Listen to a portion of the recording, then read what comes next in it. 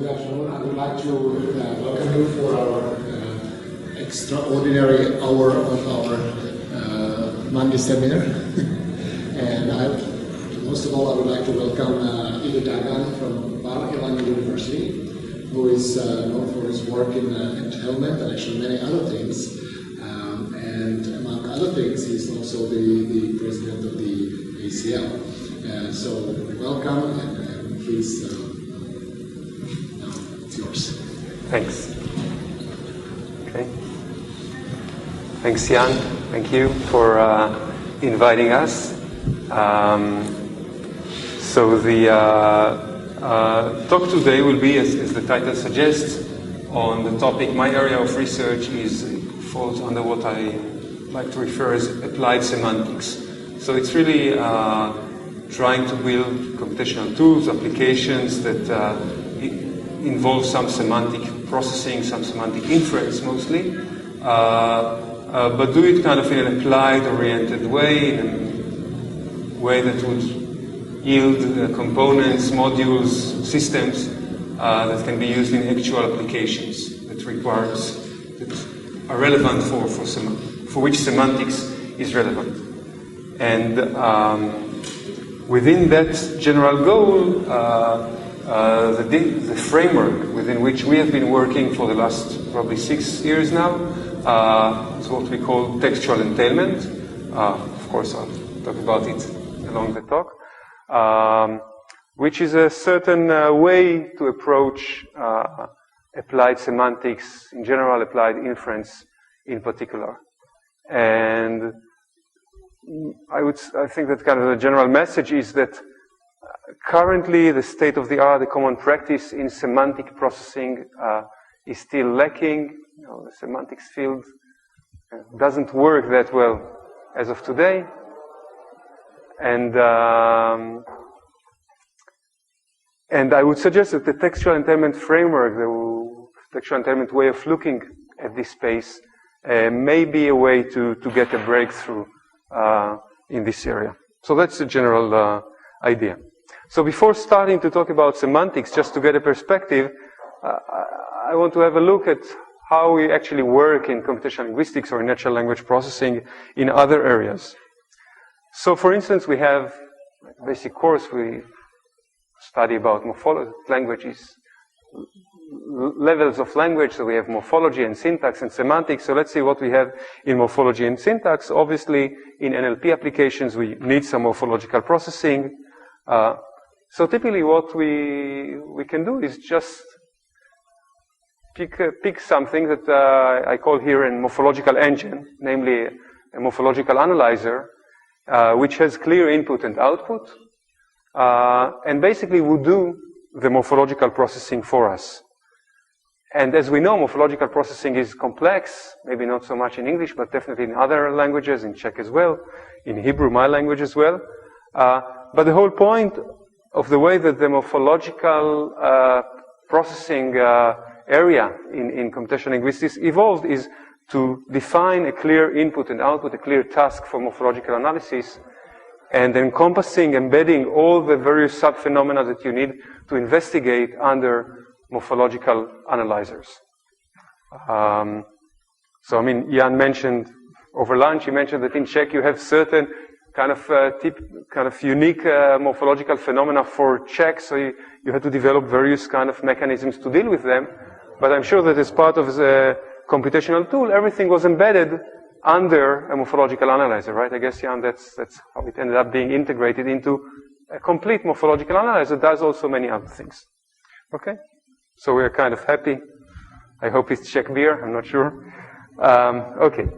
Syntax, same story, right? Basically, we need syntactic processing, but if our concern is really to be a user of syntax, so we build another application, we build a question answering application, machine translation application, and we want syntax, we download the parser, right? That's what we do.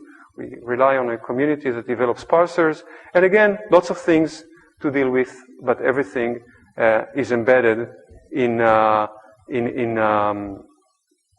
under the parser. So we see that in both cases, in these areas of language processing, methodologies or frameworks evolve which agree on the task and the modeling of all phenomena internal to that level of language can be incorporated, encapsulated under that coherent, comprehensive task. We would have loved to continue with the same story for semantics, right? We also need semantics. That's maybe the core of most applications. However, unfortunately, in semantics, we know that's not the state of the affair. If you want to build a question answering system, information extraction system, or whatever, summarization, and you need to deal with some of the semantics, you don't have a semantic analyzer or semantic engine that you can download. You start picking up bits and pieces and have to integrate it. And that has some kind of unfortunate implications because first, if you look what is done in these different application areas, you see that the summarization people and the question answering people and the information extraction people and people who do paraphrasing and machine translation, they all keep repeating doing the same things, but in a way that's quite tailored to their needs and cannot be, most cases, cannot be reused in other areas. And also, the progress gets slow because if I have to develop a question answering system, how much can I bother about coarse semantic phenomena? You know, I'll develop some things, but it will be rather shallow.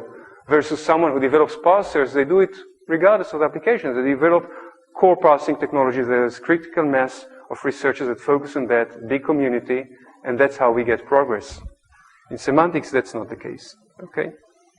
So we don't get our beer, unfortunately. And the question is, can we somehow have an analogical story for semantics? And there are some kind of classical approaches, particularly interpretation into logic, right? When you learn Introduction to Computational Linguistics, you learn that the way to do semantics is to translate, to interpret parse-trees into logical form, and then you can do all your semantics at the logical level. But we see that that doesn't work in practice, mostly, hardly adapted. Question why, and I'll put this question aside later, I'll get back to it afterwards. Okay? So that's a kind of answer paradigm kind of a question I want to raise, to propose an answer or a direction for an answer. Can we, in 10 years from now, you know, have the beer on the semantic side as well? And basically to get our beer, just to see what we need there, right? What are the desiderata from such a encompassing task or framework under which we can package all our semantic processing under some engine. I put three, I think, kind of characteristics of such a solution. First, it should be generic. It's something that, like a parser, you would like to plug in regardless of which application you're developing. So it will be generic across application. Somehow would kind of purify the common underlying task, semantic task across applications. It should be able to encompass under that generic task most phenomena. So under the hood, you should be handling with inference and ambiguity and variability and negation modality, etc. All that should somehow be encompassed there. And desirably, you know, you won't have a different formalism for every bit and piece, but some kind of unified, or at least a few formalisms that can help you deal with everything, and you don't have to have a completely different theory to deal with every subphenomenon in semantics. So that's where I think we would like to be in 10, 15 years from now. So after this kind of motivation or teasers, you know, what's going to be the content of the talk? First, I'll talk about the textual entailment task or paradigm and why it seems as an appealing way to approach this broad goal. Then, maybe the longer part of the talk will be describing our own work at Bar-Ilan, trying to approach that direction. So it will be a demonstration. By now there are dozens of groups that work on entailment, and other people do it differently. But it'll give you a taste of how this task may be approached. And I'll try to kind of to have some kind of taste of the more recent progress. At this part, I won't get very technical. As you see, the talk is more kind of a broad, kind of long-term, providing a long-term perspective, so I won't get into much of the technical detail for the specific component, so it won't be like an algorithm talk. I'll stay rather shallow there, but I'll try to give a little bit of the taste. and then there are papers you can look at. Then I'll say a few words after you get a feeling of what entailment is about and how it can be approached. I'll try to get back to the question that I put aside earlier and try to give some perspective, just briefly, 3-4 slides, of what's the difference between this perspective of entailment and the classic approach. And then I'll try to provide some vision in the sense that, if we would have such entailment technology, why I think it can really push some things forward in a notable manner. So that's what I'm going to talk in the next 50 minutes or so. So what's the task? So the basic observation behind the textual entailment paradigm is that this does seem to be an underlying task that captures the semantic inference needs across many applications. And let's take as an example a question answering scenario. So suppose I have this question, who acquired Overture? Okay, Overture is the name of a company. So before doing any semantics, just by syntactic transformation, in this case it was a question, you know that you're expecting some answer of the form X acquired Overture, just transforming the interrogative to affirmative sentence. But then, of course, if I would find in a corpus a sentence, someone, the name of that someone acquired Overture, that would be an easy answer, just direct match. But of course, it's question answering is difficult because language has a lot of, in language we have what we call semantic variability or viability of semantic expressions. You can express the same meaning in many, many different ways. And that's actually the big challenge in doing semantics. So I'm not likely to find that exact phrasing of the meaning, but the meaning might be phrased differently. For example, might be mentioned somewhere Yahoo's buyout of Overture. Still, I would hope that my question answering system would infer from this text the right answer that Yahoo acquired Overture. But why is it that I can infer the answer from this text? It's because this text indeed entails, or implies the expected meaning of the answer. So really, if I had like an oracle, so suppose I'm doing some heuristic question answering, have 10 guesses, I could plug in my 10 guesses in that template in the X acquired Overture and ask this entailment engine, to verify which one is correct based on the passage from which I extracted the answer. And that's actually the semantic task here, to decide whether the passage entails the answer I'm providing or not. Okay, only if it entails, then the answer is correct. And this kind of reduction, so you see that we have a kind of a typical reduction scenario, because it happens in many other applications, right? I might have an IE task, information extraction task, on extracting acquisition events. I'll be looking for exactly the same information, and if my system extracts Yahoo and Overture as a pair of acquiring and acquired company, I would like the passage from which I extracted this information to entail the pattern X acquire Y filled with Yahoo and Overture, right? So again, I have a passage that has to entail some target information. In summarization, usually the semantic challenge in summarization, there is of course pragmatic challenge of figuring out what are the important pieces, but the semantic challenge is usually figuring out which part says the same thing. Suppose, let's take, for instance, think of multi-document summarization. There it's even more prominent, because if you have 10 documents about an event, so some information is repeated and some information appears only on some of them, and somehow you want to consolidate everything. The real challenge is to see which pieces say the same things and which are different, which are more specific, which are more general. That would help you to see what's the important and repeated information, and also to avoid putting the same information twice in your summary. Okay? In machine translation, we have the paraphrasing task. It is also, sometimes it's not so easy to translate the source sentence, so it's better to paraphrase it to another sentence that's semantically equivalent. So again, it's an entailment or a quick semantic equivalence question. Machine translation evaluation also needs to decide on equivalence between the reference translation and the system translation. Educational applications, you have similar settings as well. You want to compare the student's answer to the reference answer. So we see that in all these tasks, the basic semantic question is about entailment or equivalence. Equivalence is just bidirectional entailment, right? A is equivalent to B if A entails B and B entails A. So it seems that we have kind of a reduction scenario where the underlying semantic need of different applications can be reduced to the entailment question. It's kind of thing that we like to do in computer science, right? To reduce many different problems to one generic problem. So under this observation, we can define textual entailment. It was defined in the following way. We would say that the text entails H, where both T and H, so the terminology I'll use here is T for the text and H for the hypothesis. So we have a text and the candidate entailed sentence or statement.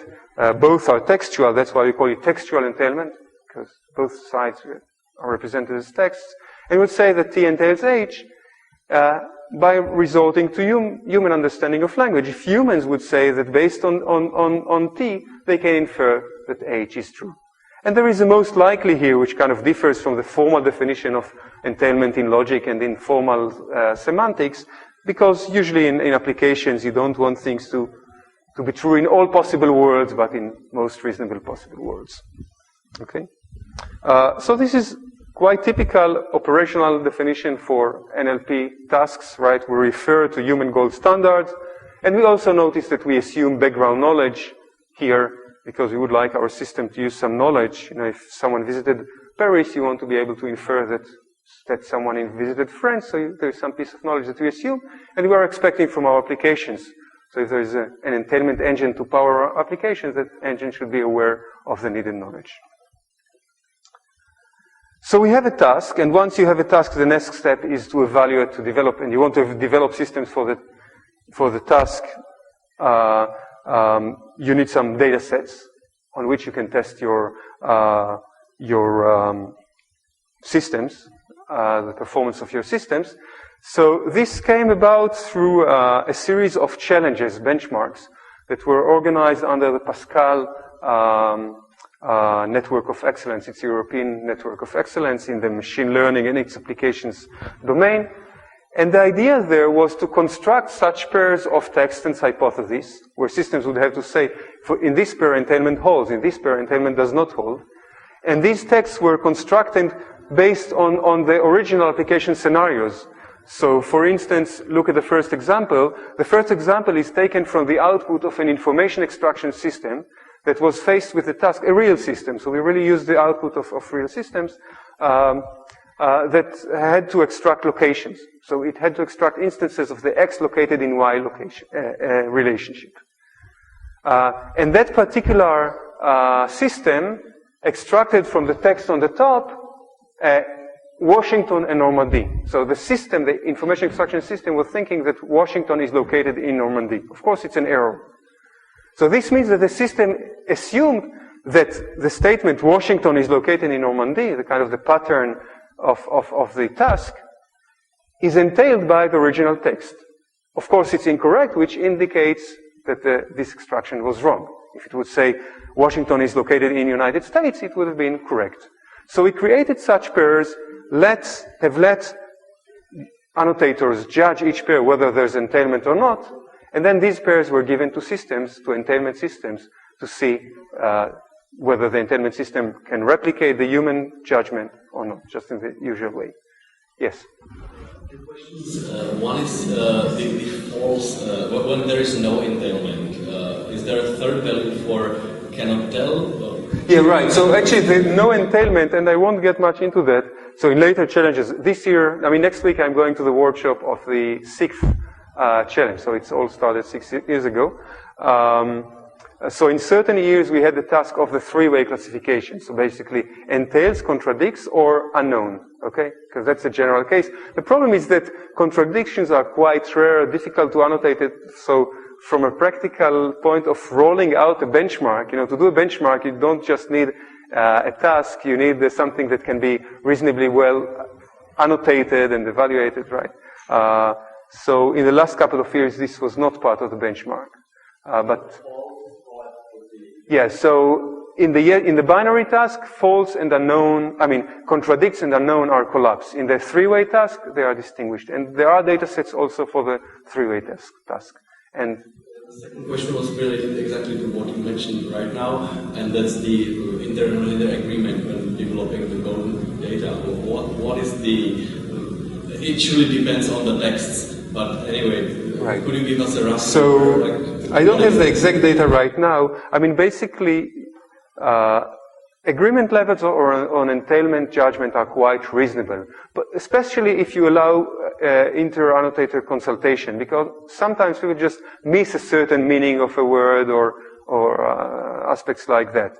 So I don't have the exact figures, but something reasonable, ranging starting from kappa of 0.6 to kappa of 0.8, kind of things that are reasonable for semantic tasks. I think after consultation it even goes higher, 0.9. In the benchmark datasets, we actually removed all disagreements, to make the benchmark itself kind of non-controversial. Okay? So this way, this is just to show that once you define the task, you can also evaluate it.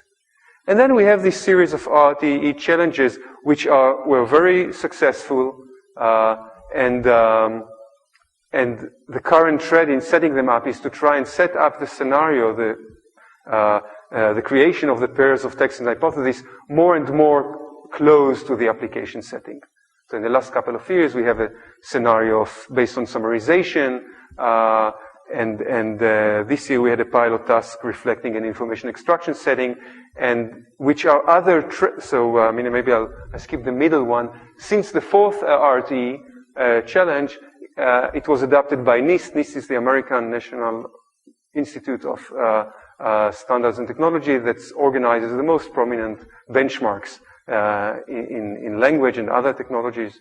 So MT, information retrieval, all these tasks are organized by NIST.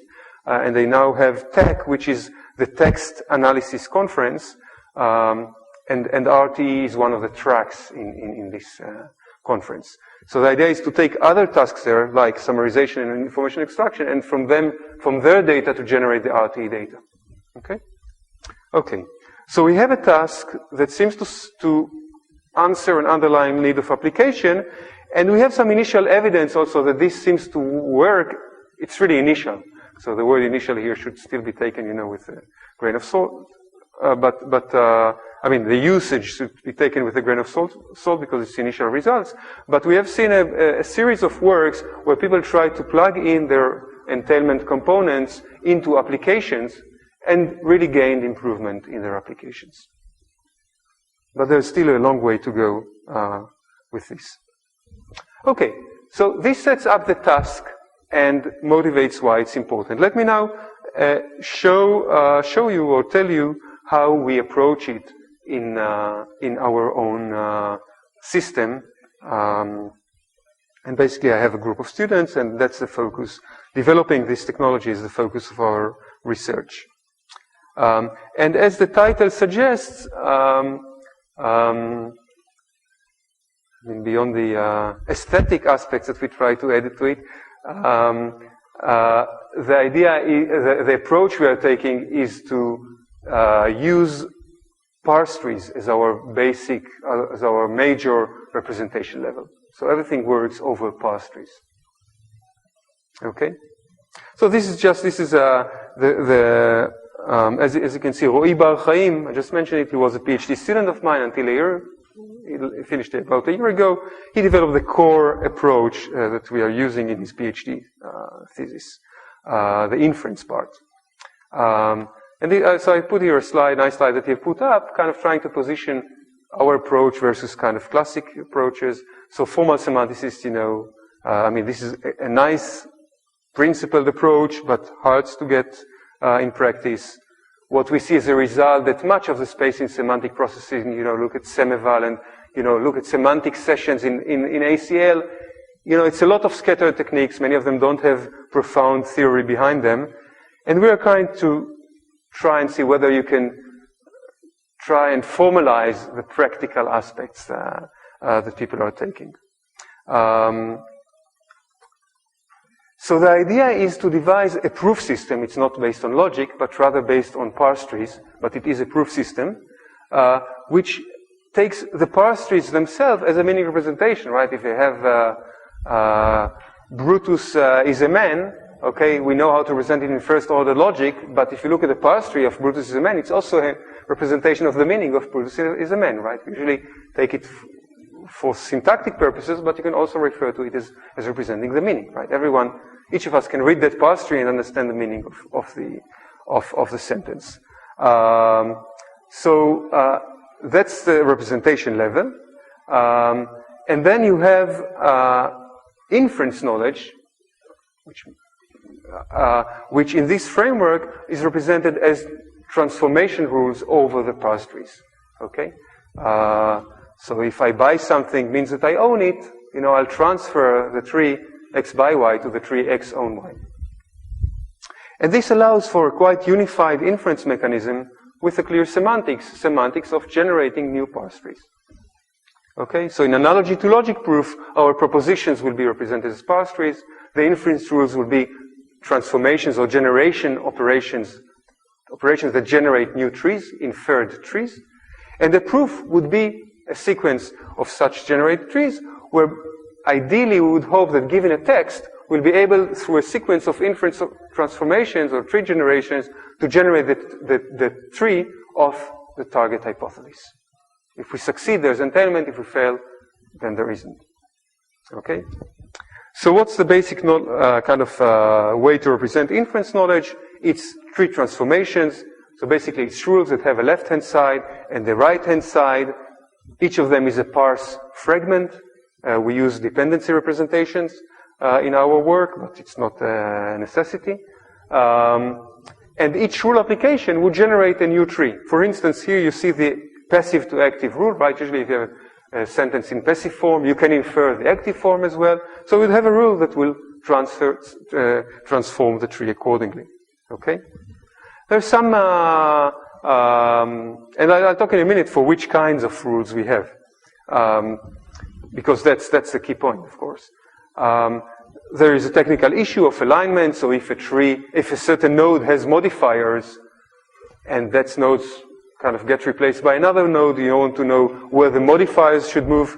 Okay, so you want to know that the modifiers, of the verb, of the passive verbs should become modifiers of the active verbs. So if, we have, John read the book yesterday, or the book was read by John yesterday, we want to infer John read the book yesterday and kind of move the yesterday, the modifier, from the right place. So it's a kind of a technical issue, not that critical to understand exactly right now, but just to show that there is a little bit of richness in this that you have to take care of.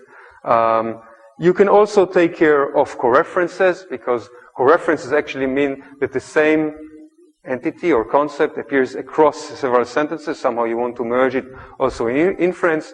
So one simple operation that you want to do for references is to substitute co-referring expressions. So if my brother is a musician, he plays the drums, you want to be able to infer my brother plays the drum, and kind of on the fly replace he with my brother.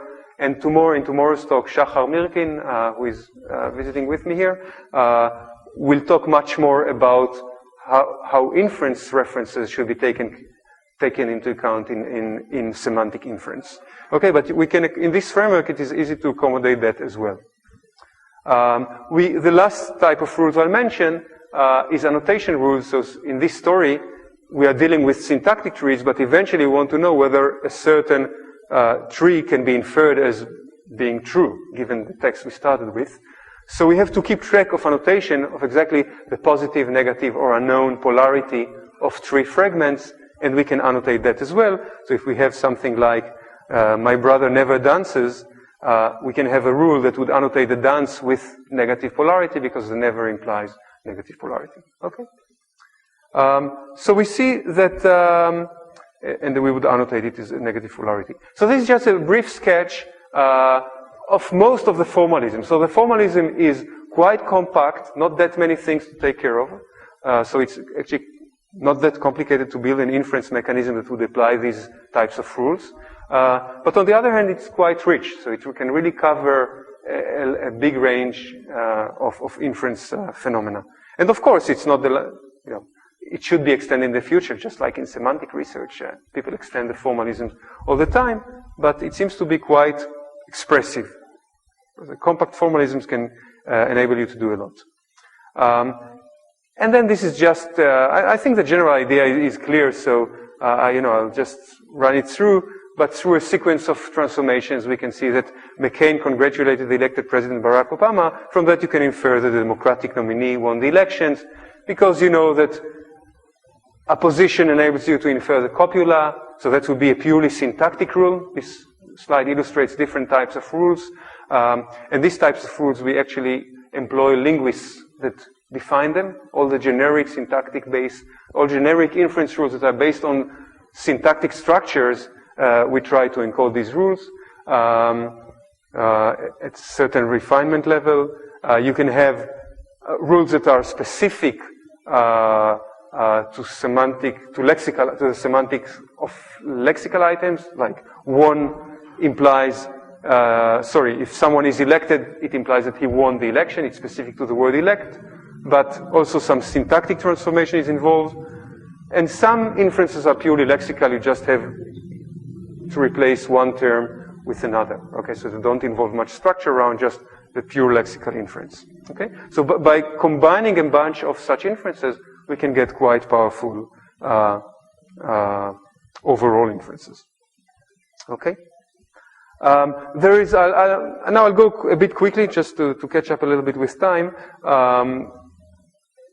There is, when you apply such a formalism, there is an efficiency issue because you apply many rules and you infer many consequences, right? And not all of them are necessarily needed to infer your hypothesis, but initially when you start the chaining, the inference you don't know. So there's a typical search problem like in every inference mechanism. And because the number of consequences can be exponential, okay, like in this example, right? We have 3 entailment rules for each of the words, so we have 2 to the 3rd alternative sentences that we can infer. And Roy devised a PECT representation. You could think of it, I mean, a known example of PECT representations in computer science is charts. In chart parsing, they also represent an exponential number of potential trees in a polynomial size structure. So he invented something similar that actually can represent an exponential number of trees, typically in linear size. I mean, there are some pathological cases, but in practice, it's really pretty much in linear size in the number of rule applications. And this is a paper from last year. Okay, so we can also do it efficiently. Now, in this, one aspect that I kind of ignored is the issue of ambiguity, right? I show that you infer, let's say, acquire by own, but if I acquire a new language, I don't own this language. So because of ambiguity, or even not just pure ambiguity, but kind of context-specific inferences, some of these rules are applicable in certain contexts, but not in others. So how would we approach that? Again, the classical approach is usually to do some word sense disambiguation, but here it seems that we can do in a different way. Okay? And the point is that language is not really ambiguous in context, and therefore the key issue is to identify the context in which a certain inference is valid. Okay? And here, this is an ACL 08 paper. We proposed a generic framework to see whether a certain rule can be applied in a given context, whether the context matches the inferences that you want to make. Okay? And in some sense, I'll show it in a minute, in some sense it extends the classical notion of selectional preferences, which are used in this ambiguation translation, that only if a certain argument is of that type, then the inference is applicable. So this is a bit more, this is more general. And this is the schematic way to present this framework. So if you think of inference, so we have T, we have H, and we can either infer H from T by matching H directly, so maybe some words in T match directly in the text, and we want to assume that it's the same sense, and we can infer the word in H from the same word appearing in T, so this would be the lower part of the triangle. In other cases, we go through a rule. So if we first apply a rule in order to infer T from H by going through that rule. And now, the issue of ambiguity or context matching may invalidate each of these 3 parts of the triangle. So I'll just give 3 examples. Suppose our task, we want to use entailment for an information extraction task that wants to identify acquisitions, like the previous example, okay? But then we have a text, children acquire new languages, quickly, let's say. And of course, we don't want to match the rule, to match this acquire and that acquire because it's different senses, okay? Somehow we want to deal with it. Ambiguity can also relate to the RH edge in this triangle, because if in this case we have again an IE task of identifying attacks, physical attacks, military attacks, we don't want to use the rule x accuse y entails x attack y because again it's a different meaning of attack, kind of a verbal meaning rather than a physical meaning, okay? So in this case, you want to know that for our task of physical attacks, this rule can be filtered out a priori, right? We don't want it all to match this rule for our target meaning. And there may also be a case of mismatch between the rule and the text. So the previous example was I shouldn't match the rule with the hypothesis, but there might be cases where I shouldn't match the rule with the text. For example, x lay y entails x produces y. This is a rule that's one of the algorithms I'll mention in a few minutes learned, and it's correct in the sense of poultry, right? If you talk about agricultural production, then if in a certain region million eggs are produced, are laid monthly, then million eggs are produced monthly. But of course, in this text, you don't want to match this rule. Okay? So we see that ambiguities or kind of context-sensitive inferences should inhibit certain inference operations. And to do it properly, we should somehow validate the match between each of these vertices of the triangle, the H, the R, and the T. So the general, and now I'll just in one slide show the general idea of the approach. Again, you'll refer to this 2008 paper. The idea here is that when we do inference, we shouldn't just keep the H, the T, and the rules, but rather we should somehow enrich them with what we call contextual preferences. So this might be typical words of context. So if, for instance, if my task is to identify military text, I would say war, bomb, missile, something like that. Hopefully it won't be matched in parliament context. I mean, sometimes it happens, but I mean, it won't be matched in the typical text of accusation. Okay, I may do it using typing of variables. That's also a good way to designate a context, right? Acquire, if the object is a company, if the Y is a company, then this inference may apply. Otherwise, it's not. If it's language, it's not. Okay, so you somehow enrich each of these parts with additional contextual information. In the text, it comes from the text. In the H, it depends on your application, where you take it from.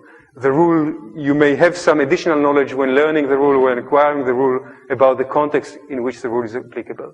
So you try to keep track also of contextual information, and then when you do inference on a certain edge, right, each inference operation is applying some edge in this triangle, you make sure that the contextual information on both sides of the edge matches. So you do kind of similarity or classification approaches to verify that the context, typical context in the two sides of the edge match, that the context, expected context of the H matches the current context in the T or in the R. Okay? So that's a general idea.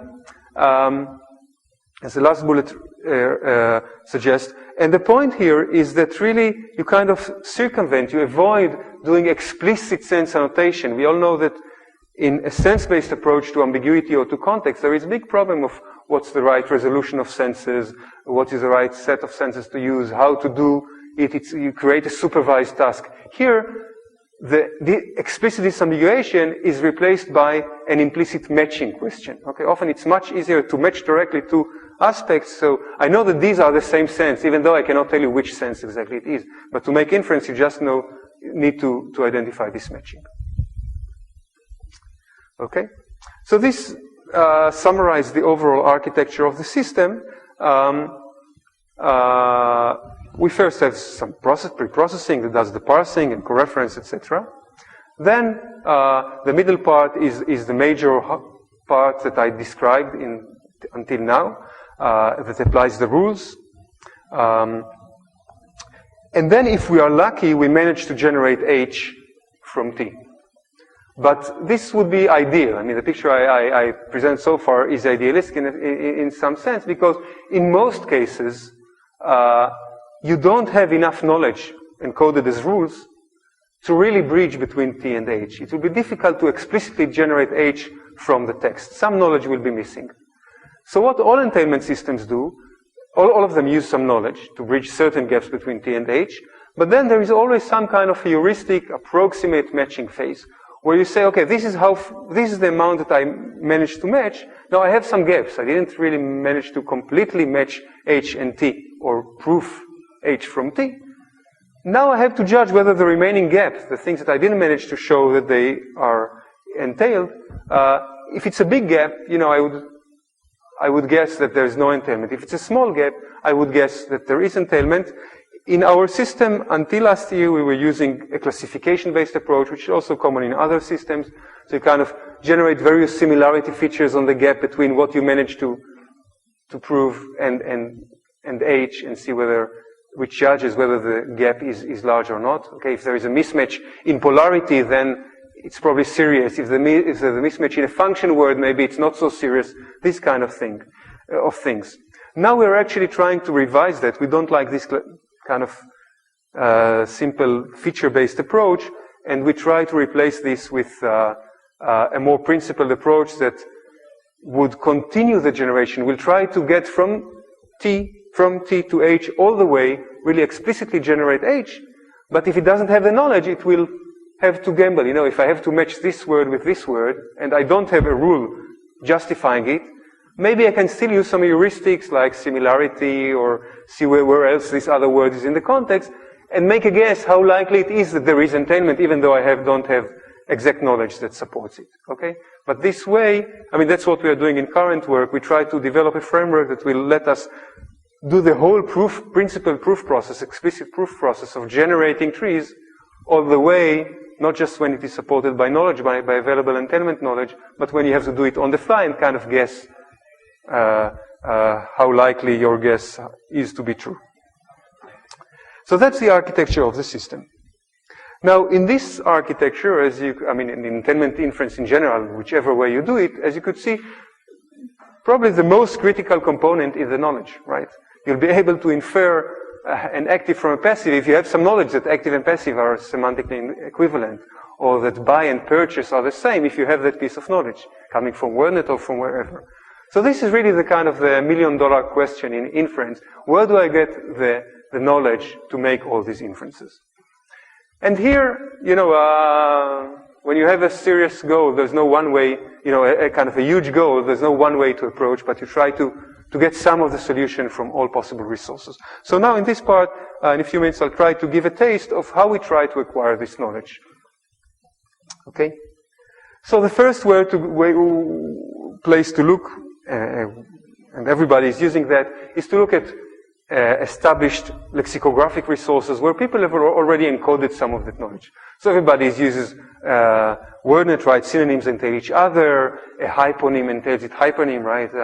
A Mercedes entails a car, etc. So you can use that.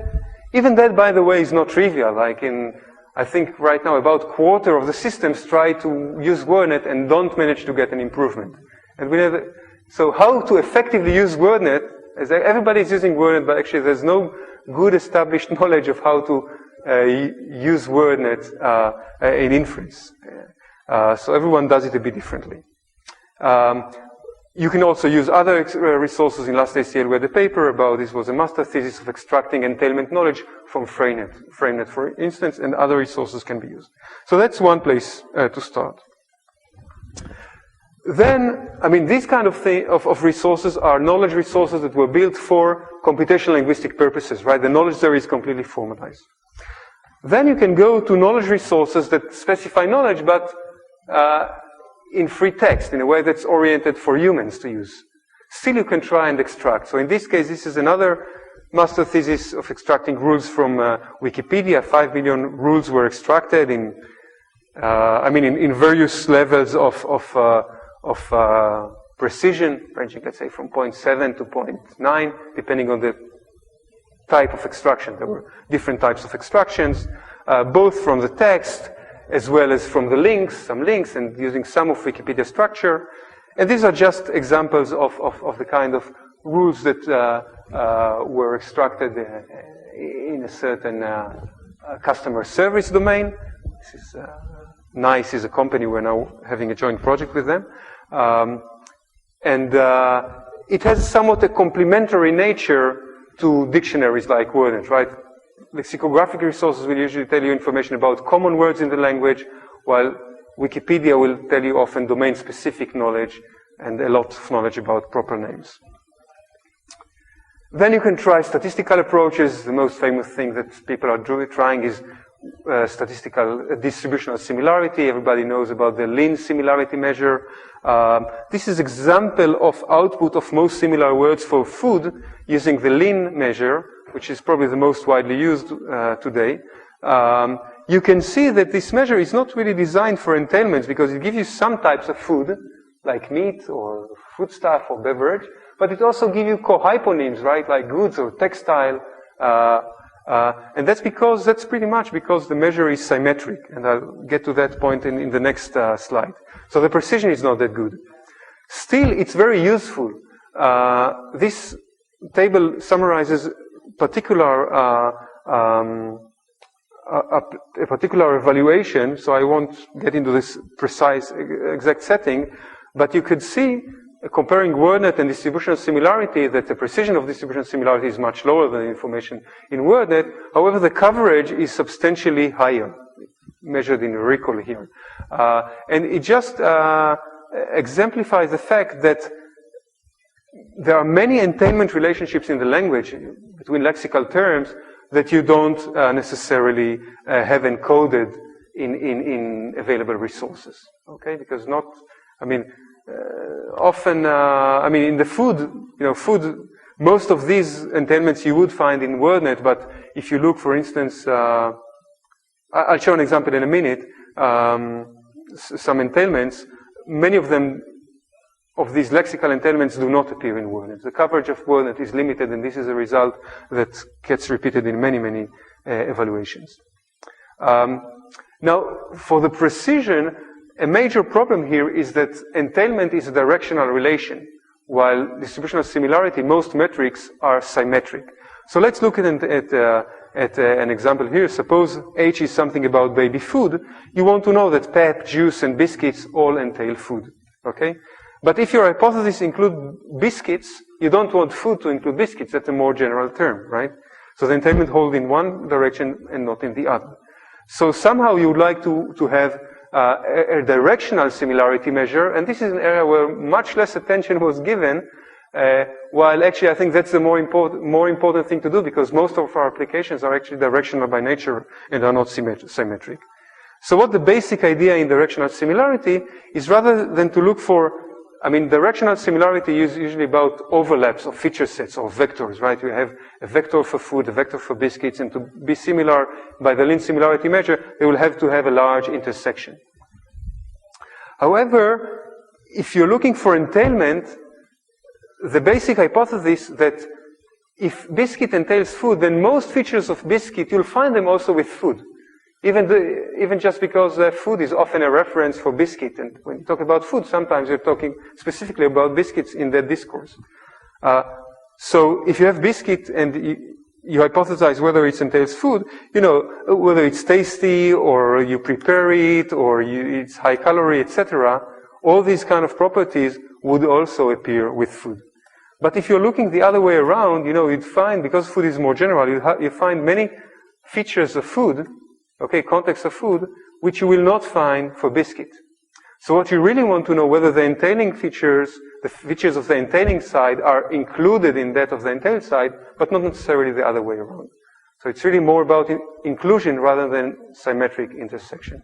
Okay? And then you can go ahead, and here is another master thesis. This was last year's ACL, of a directional measure based on the average precision actually evaluation measure, which is directional, some twists around the basic idea there, and gives you much better result.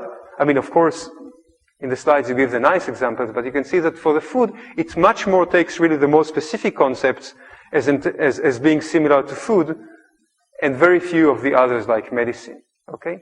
So you see you get a much cleaner picture, and you get noticeable improvements in evaluations. Okay? And here you can see some things like, a vendor entails a provider in economical senses, but this might not be something you'll find in Word. Okay? So you can see that we can get many nice entailments. Again, it's not perfect. Still, it's statistical similarity, so it might still be only accurate to 70%, but let's say, might still be 10 or 20 points more accurate than symmetric similarities. Okay?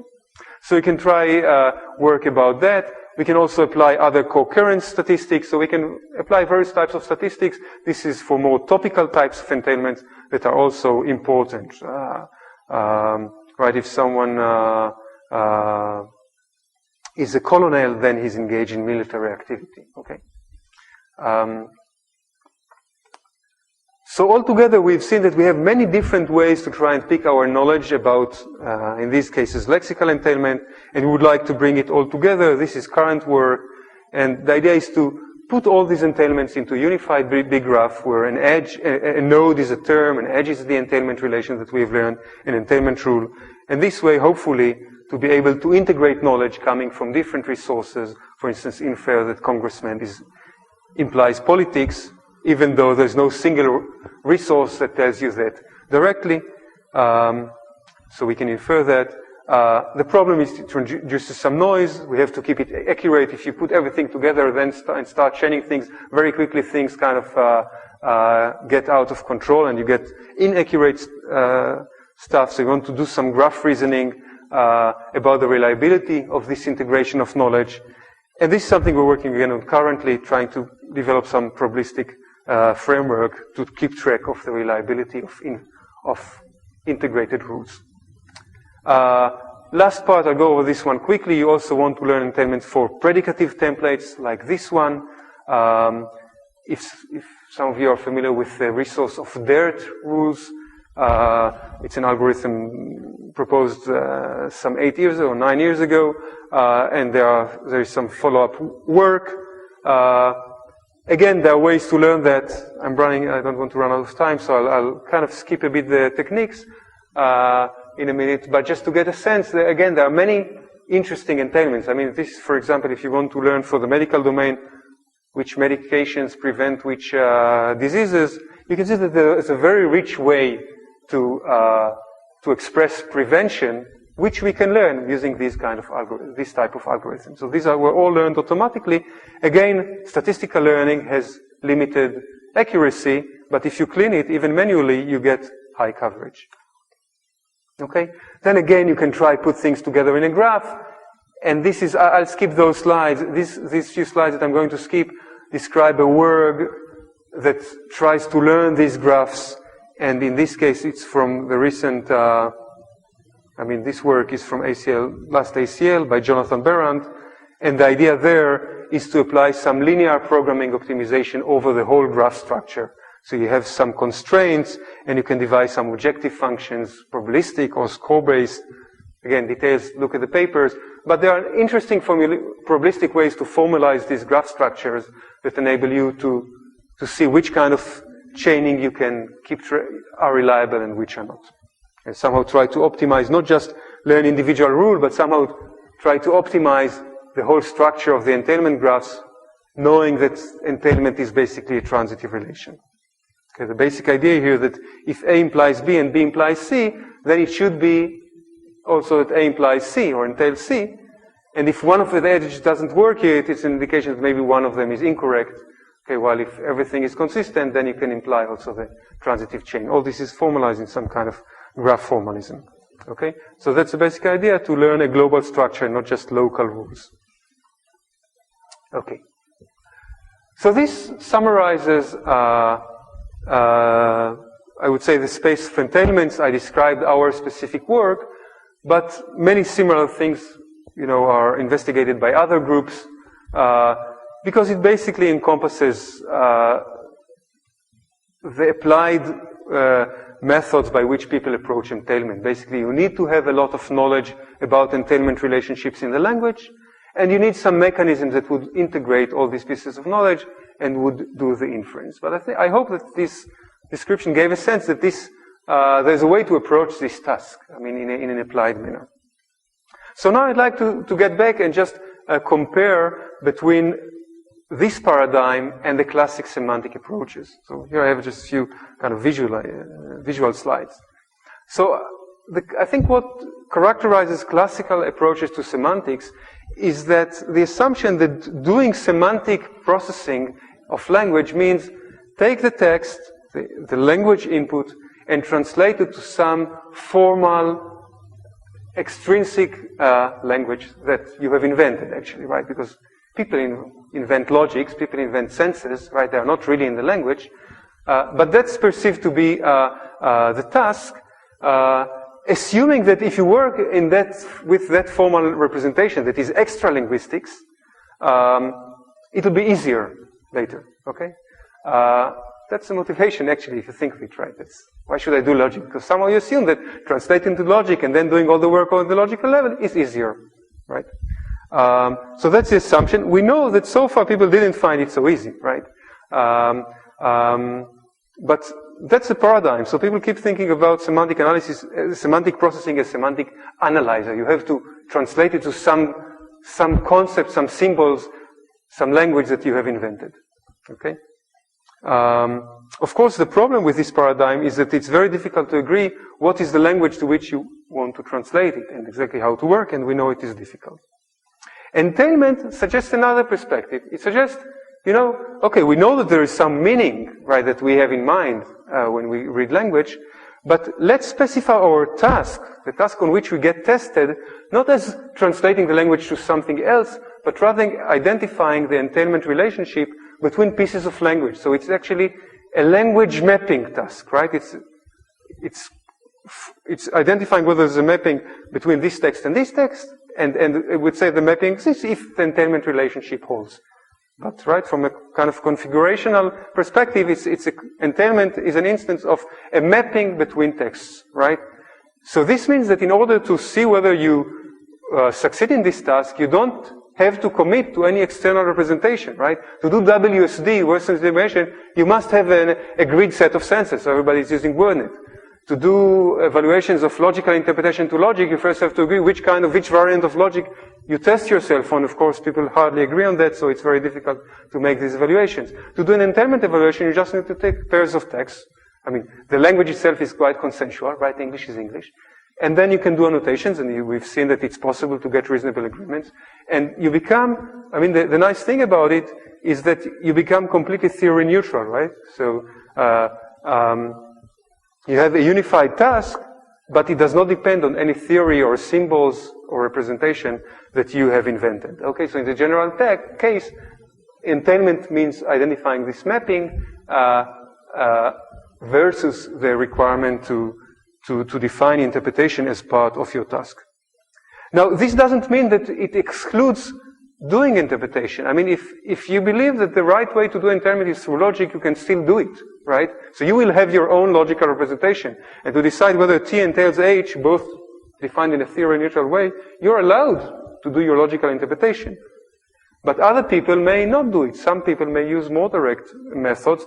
Like, for instance, we've seen that we go through syntax and we don't go through a logical language, okay? So the space is open. The tasks become theory-neutral.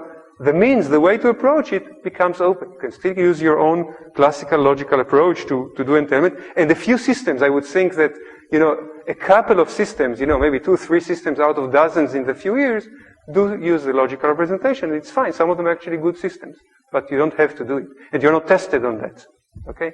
So that's the big difference between the entailment perspective and the classical interpretational perspective, okay? So I'm suggesting that we shouldn't build semantic analyzer, we should build entailment systems that will do the internal mappings and representations however they want, but the interface would be in textual representations.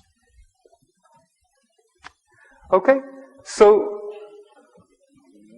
I'd like to conclude with a few words about visions that I think this suggests. And it will be 2 types of visions. So one is I'm suggesting that if we really go seriously about this technology and develop entailment engines that will be public domain, open source architecture. You could just download an entailment engine from the internet. And by the way, there are already a couple of engines out there that you can download, but are still very basic. So we still need a few years until we have good entailment engines. We are also aiming at that way. We've just in the last year re-engineered our system to make it kind of open sourceable in the future once we get to a certain level of performance. So we hope maybe in 2 years also to release our own, and other groups are also trying to do that, but we need to see that more. And then it means that you will have something that performs the RTE task for you, and as I suggested at the beginning, I'm getting back to the motivation, many applications will be able to use that. So they won't have to deal with all these phenomena that I was describing. As you've seen, really doing inference in a comprehensive way is a big task, many components. So it would be very nice, and when you develop your summarization system, you can take something off the shelf that already embeds all these kind of capabilities, and this would add substantial power to applications, and there can also be extensions. So there are some extensions like adding variables, and you can do more than that, but I don't want to go 3 steps ahead before we do the first one. And then it can also work in different modes. You can do it in recognition mode, in search mode. So you could take a text and hypothesis and ask the question whether the two entail. So it can be used for validating various hypotheses. You can have a hypothesis in the whole corpus and ask the entailment system, find all the entailment sentences in the text. This will be kind of a search mode. You could do generation. For instance, if you want to paraphrase for MT, here is a sentence. Please generate equivalent sentences or entailed sentences. And maybe you'd also like to trace partial entailments. Okay, so we can see here that there is a vision here for some tools, some packages that you can download with certain functionality that are basically based on the entailment notion, and they could be very useful for applications. And they would consolidate all these different phenomena, right, from which many applications could benefit. So that's a vision about making entailment technologies kind of the underlying semantic processor underneath applications. So what I've said in this part of the vision is kind of showing how current applications could benefit from getting more semantic power from entailment systems. The second part of the vision I just want to share with you is that once you start working on entailment, you can see that it's not just that you can improve today's applications, but you can do kind of new things in new ways if you would have strong entailment technology in ways that people didn't think of doing before. So I'll give you quickly 3 examples for, I think, in my mind, teasing applications that really kind of open up once you assume you have strong entailment technology. Okay? So one is text exploration. This is something we've started working on. If you think of it today and for many years, search engines give us just a flat list of results, right? Or if you want to look at information, we don't have good mechanisms to browse or to explore the content of 1,000 documents or 500 documents. The key observation, or maybe I'll start from the second bullet. So there are some applications that enable you to browse documents or information, but they're usually based around concepts. So you can have an ontology and see how many documents match each part of an ontology. So you can browse about, let's say, medications and see, okay, I have these medications mentioned and these medications mentioned, or I have these diseases mentioned and these diseases mentioned. But our observation, and then I'm getting back to the first bullet, is that information itself, knowing that this is about diseases and about medication, doesn't tell you yet what the information is, what the actual information is. Information in language is expressed by proposition, right? To phrase a sentence, a statement, you must have a proposition there, you must have the predicate, okay? And there's no way to browse that, right? You can see you have medications and diseases, but you don't know if the medication treats the disease or should not be taken when you have the disease or causes this disease as a side effect, etc., etc. The actual information is in the proposition. And the observation here that actually entailment is a relation that specifies the relation between specific information and more general information, right? If X treats Y, it means it affects it in some way, right? The entailed part is always the more specific statement, the entailing part is always more specific than the entailed part, right? If X entails Y, it means that X is more specific, Y is more general. And this specification generalization is exactly the key for browsing, right? All browsing systems, all exploration systems, start by showing you some general concepts, and then you drill down to the more specific information. But this way we can create this hierarchy of general to specific, not just between concepts or topics, but between propositions, okay? Between the actual statements. So we can say, okay, this says that there's something related to something. I'll show it in the next slide. So let's take a concrete example. Suppose you're looking for information about nausea, okay? Kind of health problem. So rather than just showing all the concepts related to it, we can say, okay, what is said about nausea? We can say that there are some things related to nausea, okay, like headache and the other one, OxyContin. Some of these things that related to nausea help with nausea, while others prevent. And then you can see which are stated to help nausea and which are stated to prevent. Then help with, again, has some more specific notions of helping. Some things reduce nausea, while others really treat it, okay, etc., etc. Okay, so we can see that we can create a hierarchy, not just the concept, but the actual propositions, the actual statements, okay? When I showed this with the output of something of that's actually kind of still baked output to someone with blood pressure, some information about blood pressure to a colleague, apparently had a high blood pressure, so he immediately wanted to browse this information to see whether he can learn something new, because it's a very nice, organized way to structure information. Okay, so here's an example of an application that did not exist before, but actually entailment suggests to open up. Another example is intelligent tutoring. And it's something is, I have a master's student that just started working on that. So the nice observation here, I'll start before talking about the application. I just want to put up the observation that actually I was suggesting that entailment is a good way to represent inference or understanding, semantic understanding for computers. But if you notice, entailment is actually already known as a very good way to test human understanding of language. Often, text comprehension questions that we all do when we learn a foreign language are phrased in terms of entailment. And here's an example from an Israeli matriculation exam. So you have some text about Dr. Clark, okay? Anti-smoking advertisements, convince teenagers not to start smoking, etc., etc. And then the question part actually phrases a hypothesis, something that the reader has to judge whether it's entailed or not entailed. So you can see in this case it's stated as a general statement and then some few continuation, right? So, how did anti-smoking advertisers influence teenager? By in the following way, teenager did not begin to smoke, or other options. So some statements would be entailed from the given passage, and some would not be entailed, and the student has to decide which one is entailed. So it's exactly an entailment task, okay? So we see that entailment is a very good way to test human comprehension of text, or to test knowledge in general. It might be that I'm learning a language, but I might be learning some medical material because I'm a medical student. Still, I want to know whether I can infer the right entailments from the text I had to study. Okay? So here's an example how we can automatically generate questions to test people's comprehension. Suppose I have a rule. X by Y entails X owns Y. And I have a text, John bought a watch yesterday. I can infer, using my system, that John owns a watch, right? Because the entailment rule says so. Now, if a student understands the meaning of buy and own, the student will be able to infer that as well. If a student doesn't know the meaning, they might be wrong. So I can generate a question asking, does the text infer John owns a watch?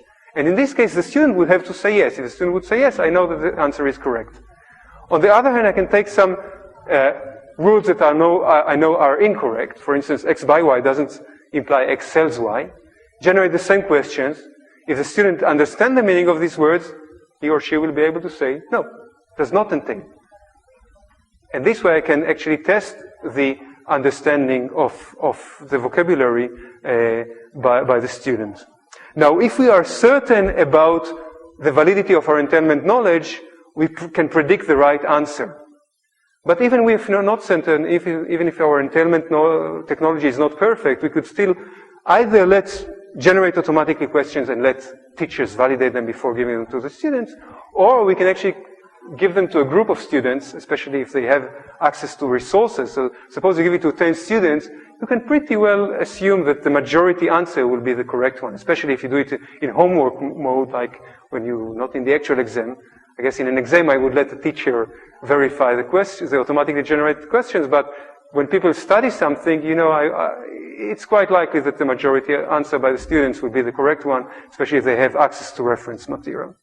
Okay? And this has some benefits because you can very flexibly, on demand, generate questions. I mean, you can imagine teenagers getting their text comprehension questions on sports or whatever kind of hobby they like. Or if you're a medical student or a law student, you can very easily generate questions for each domain of interest.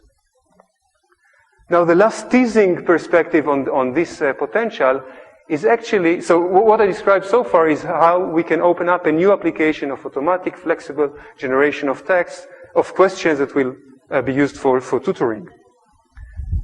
Another nice teaching perspective is that you can take this scenario and actually make it a mutual learning scenario. So we can actually let the students in our entailment systems learn mutually.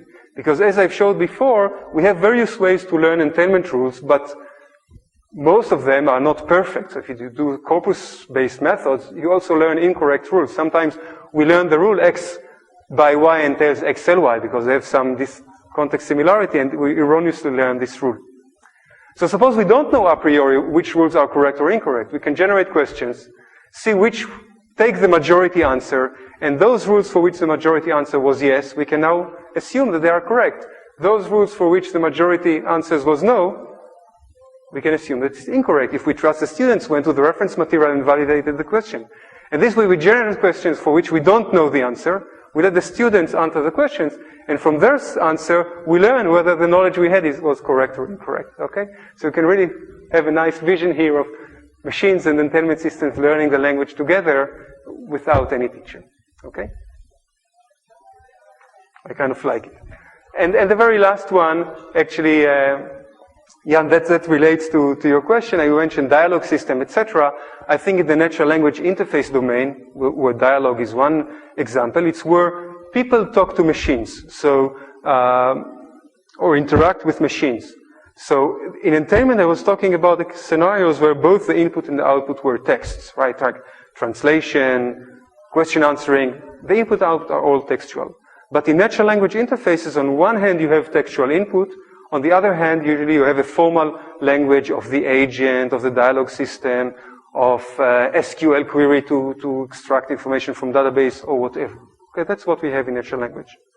So what people do when they build natural language interface to whatever kind of system, they build mappings from the language to a formal language. In natural language interfaces, we do need the formal language, right? Because the computer part works over a formal language.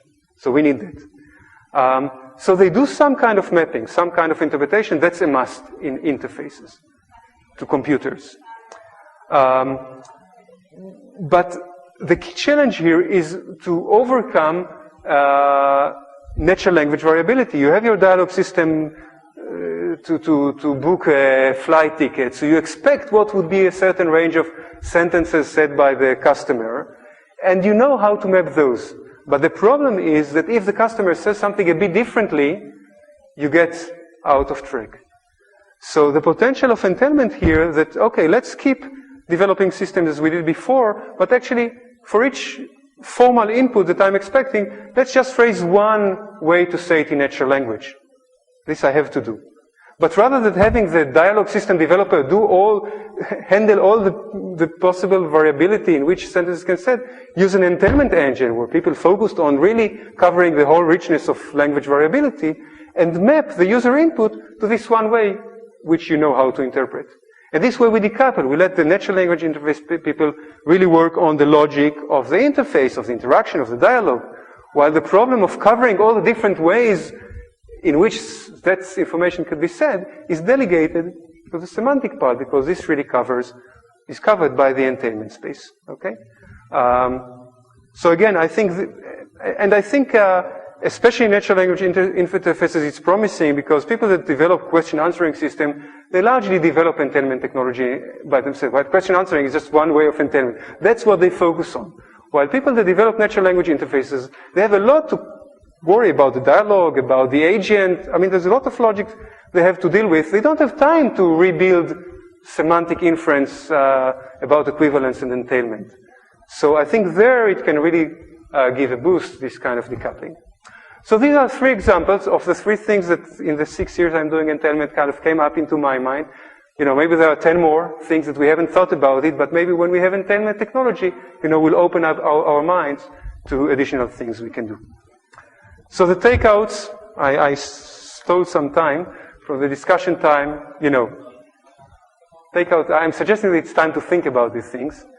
I've outlined a particular proposal based on entailment and then suggested that it has some potential for breakthroughs, you know, and maybe the last perspective is that it will take some time to get there, but I think it's a nice roadmap.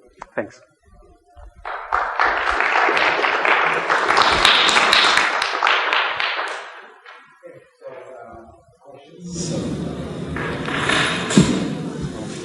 We still have some time for question discussions. If you don't like anything I said. Question as well as a suggestion based on what is doing. You mentioned that entailment could be used in NG either to evaluate or to calculate. Right. And I wonder whether someone uses the other way around, whether you are acquiring your rules based on moral plethora. Yes, so there is some work on that. The first work was done by Chris Callison-Birch on paraphrasing using, monolingual paraphrasing using bilingual corpora, right? Basically, we assume that, so here's the source language, here's the target language. So if you have here, let's say, you know, okay, English and French, right? That's the canonical language in the translation literature. So if you have E1 and E2 two English terms, and both are translated to the same F in French, it's likely that they are synonymous or have some relationship. Of course, unless F is ambiguous, and then they might not be. So there are some algorithms for doing that. Chris Callison-Birch was the first one to try them. There was later some work by Zhao and colleagues from Japan, I think, to do it also based on parse-trees. So you parse actually the source and target, and you learn also more complex rules like X by Y, there's X purchase Y. These kind of things. It's mostly good for learning equivalences, not directional entailments, because in translation, translation is the case where you always want the bidirectional entailment, right? So you usually will not know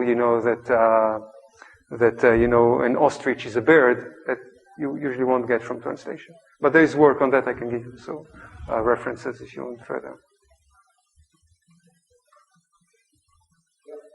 I just choose a small question, maybe it might be a whole talk to answer. When we meet at one thing is, so that's just to indicate.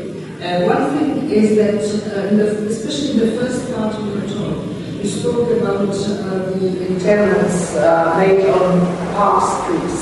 And my question would be how deep the parse-trees are. And from the examples which you gave there, I was very happy to see that you use dependency trees. But I was not that sure how deep you go, for instance, with the categories of the relations which you work with. And the related question is, how far you go with the reconstruction of deletions, because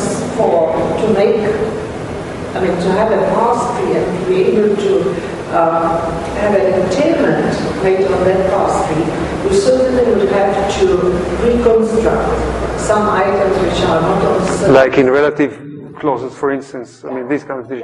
Yeah. Or maybe Sure. to go deeper, one example which is quoted somewhere in literature is, you have a sentence saying something like, John says Mary likes short stories, and then you have quotation about regular bananas. Sorry, can you, I didn't follow the... Bananas. Regular likes bananas. I mean, Okay. this is a crazy example. You can have Mr. Regular likes to eat bananas, but just regular bananas. A little bit, somehow reconstruct what's behind. There's perhaps too deep, I would say, but still, you have deletions which, without the reconstruction of which you will certainly not. No, for sure. And, first, the goal is gradually to get deeper and deeper and cover, the goal is gradually to cover more and more phenomena, right? To manage to trace more and more entailments. So already, some of it is done. So, deletions of the type you have in relative clauses, right? The boy whom I saw went. You want to infer I saw the boy, right? This is actually, so we've been using till now, we are using a minipar. We have also been looking into CNC, but still, at some point would like to also incorporate that. So these kind of parsers actually do keep trace of that. So both minipar and CNC will tell you that boy is the object of saw, embedded in the relative clause, and we just take it readily available from the parser. Now, so this is an example for one type of deletion that actually is being handled by the dependency parse, by common state-of-the-art dependency parsers today. Lin parsers actually, I think, from '94, so already then he handled these phenomena. Other types that I don't know if you'd call it deletions, but it's kind of deletion, right? John succeeded to leave the room, okay? So in the infinitive, right, the kind of things that Lowry Kautunen was talking about. But there are some of these can be reconstructed on the basis of grammatical rules. I mean, but some of them can't. I mean, for instance, the question of zero and the form. I mean, when you spoke about the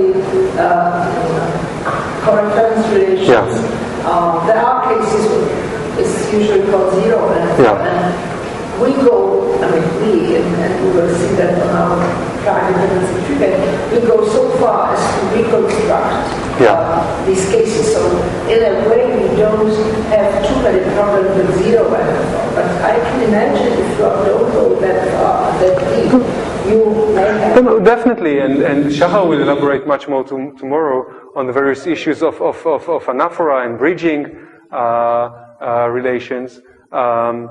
In the case of zero anaphors, where actually you can imply something about the anaphors, even though if those is no zero anaphor enables you to infer something about the antecedent without having, the hook of the anaphor. This is a valid inference, right? So we would like to do it. So, in the future, if you have a system, if discourse, I'm not sure if whether the cases we have analyzed cover zero anaphors particularly, and maybe later we take the examples. We look at the examples, so Shaha will also maybe be able to refer to it. But generally, if there is an inference to be made, we would hope to have a tool that will be able to make that explicit, and then we should identify how the inference system should take that into account. So these are exactly the kind of things that we do want to make. Some of them we have started making, like a couple of examples. Some of them Shaha will talk tomorrow. And some of them probably better tools will be needed, either deep kind of syntactic analysis tools or discourse analysis tools. Once these are available, the inference systems could leverage them. But the direction is to try and use these as much as possible and hopefully have sufficiently deep analysis at the syntax or the discourse that provides the needed information, definitely. Perhaps I don't want you to answer it, just I very much like the emphasis on going from language. I mean, because we have language and we can do a lot of things on the basis of the language. But in some cases, even in what you mentioned as an example, I think it goes, the inference goes beyond language. I mean, that it really goes closer to the knowledge, to the word knowledge. Yeah. I mean, your example with the landings. Of course, I mean, landings was banned the landings in Europe, but if you, I don't know what Normandy was the word? Yeah. If you replace Normandy by the US or something, then actually it is the word, no, not the language, you keep the language as it is, Yeah. just replace one word.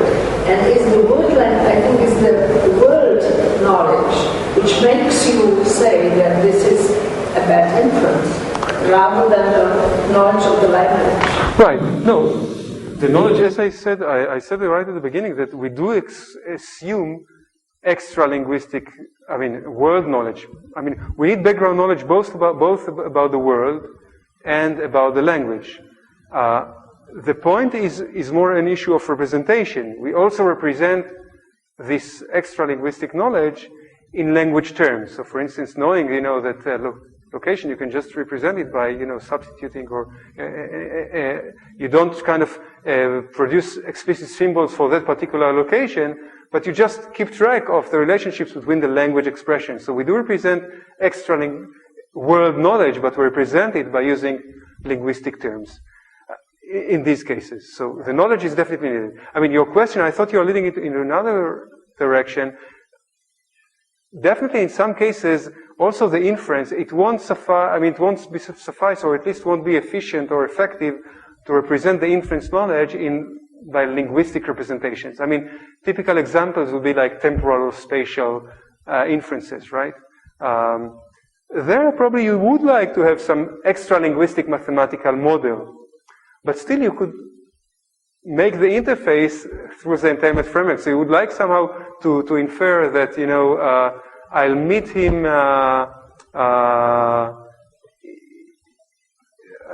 in 3 months implies that within 3 months entails that I will meet him within 6 months, right? This is probably some inference you don't want to do over parse representation. You want to have some more explicit temporal model, but the interface may still be that within 3 months implies within 6 months. That can still be represented as language. And then when you have a T and H with 3 months here and 6 months here, you could match and do the inference, even though you'd probably have to go extra linguistically to actually compute the inference. So.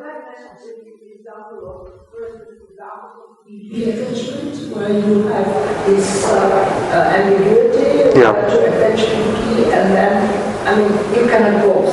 Language allows you to both, but you have to decide which one is the one which is more true or which gives you a preference, and for that, you would need world knowledge. But I am satisfied with what you have said. Yeah, the world knowledge is needed. That's already also in the parsing level, right?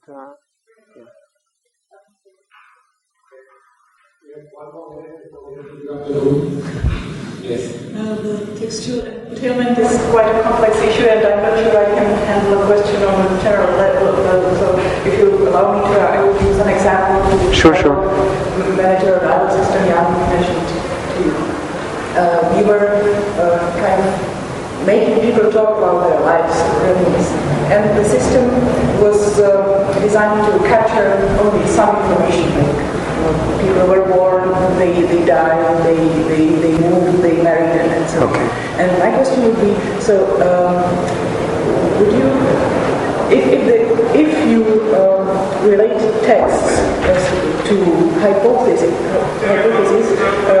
by entailment rules, right? So you have a finite list of hypotheses, like the domain you want to explore. In the dialogues example, for instance, yeah. You would have to have a list of things you want to capture. Right. And so you still don't have anything more universal than that. You have to, according to your application, you have to decide beforehand what you want to capture. Yeah. It depends on your application. For instance, if you have a dialogue system to gather information about people's life, let's say for a census application or something, then in these kind of cases, usually the application expects a closed set of statements, right? So you have maybe 100 types of pieces of information that you want to capture.